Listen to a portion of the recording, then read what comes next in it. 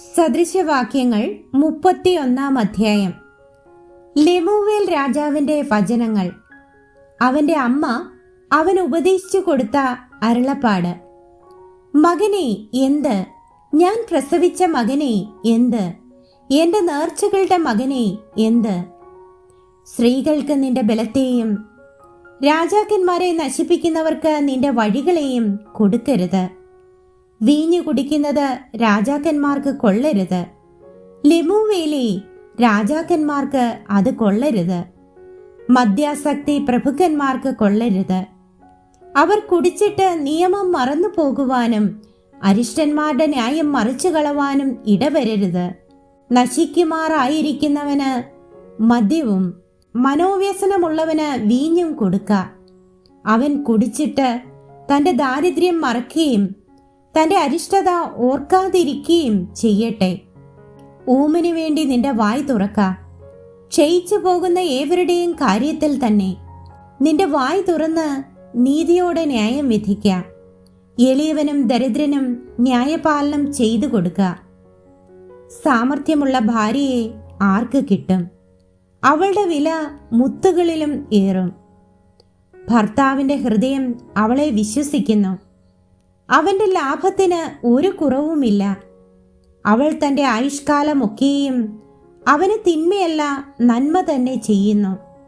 അവൾ ആട്ടുരോമവും ചണവും സമ്പാദിച്ച് താൽപര്യത്തോടെ കൈകൊണ്ട് വേല ചെയ്യുന്നു. അവൾ കച്ചവട കപ്പൽ പോലെയാകുന്നു. ദൂരത്തു നിന്ന് ആഹാരം കൊണ്ടുവരുന്നു. അവൾ നന്നാ രാവിലെ എഴുന്നേറ്റ് വീട്ടിലുള്ളവർക്ക് ആഹാരവും വേലക്കാരത്തികൾക്ക് ഓഹരിയും കൊടുക്കുന്നു. അവൾ ഒരു നിലത്തിന്മേൽ ദൃഷ്ടി വെച്ച് അത് മേടിക്കുന്നു.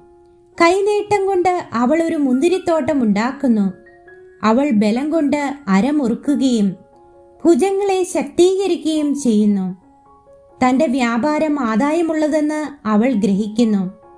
അവളുടെ വിളക്ക് രാത്രിയിൽ കെട്ടുപോകുന്നതുമില്ല. അവൾ വിടുത്തലയ്ക്ക് കൈനീട്ടുന്നു. അവളുടെ വിരൽ കതിർ പിടിക്കുന്നു. അവൾ തന്റെ കൈ എളിയവർക്ക് തുറക്കുന്നു.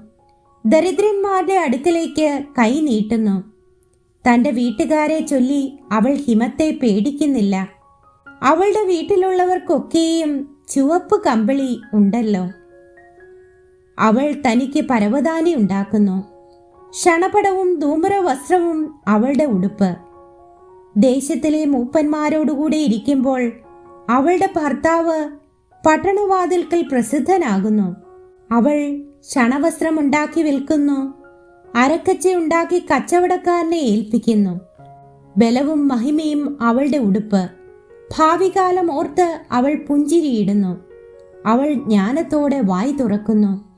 ദയുള്ള ഉപദേശം അവളുടെ നാവിന്മേലുണ്ട്.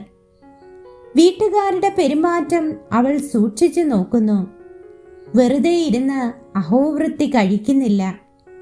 അവളുടെ മക്കൾ എഴുന്നേറ്റ് അവളെ ഭാഗ്യവതി എന്ന് പുകഴ്ത്തുന്നു. അവളുടെ ഭർത്താവും അവളെ പ്രശംസിക്കുന്നത് അനേകം തരുണികൾ സാമർഥ്യം കാണിച്ചിട്ടുണ്ട്.